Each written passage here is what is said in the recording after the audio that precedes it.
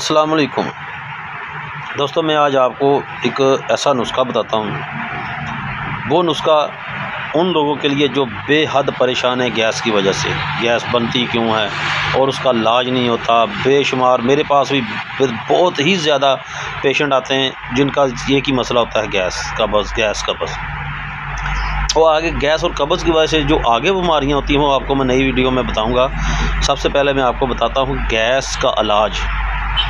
Gas का इलाज जो है आपने करना क्या है, 50 ग्राम आपने सौंफ ले लेनी है, 50 ग्राम आपने अजवाइन ले लेनी है, उसमें आपने 50 ग्राम उसमें आपने पूतना खुश्क डाल लेना है और 50 ग्राम ही आपने उसमें अनारदाना डाल लेना है और 30 ग्राम आपने उसमें डाल लेनी है काला नमक और 10 ग्राम उसमें आपने मीठा सोडा डाल लेना है। इसको अच्छी तरह इसका कूट के इसका फक्की बना के आपने रख लेनी है।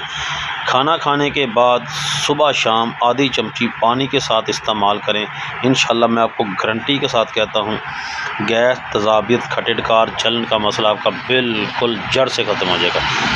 अगर आपको वीडियो अच्छी लगे चैनल को सब्सक्राइब करें, बेल आइकन को प्रेस करें और उस वीडियो को ज़्यादा से ज़्यादा शेयर करें। अस्सलाम वालेकुम।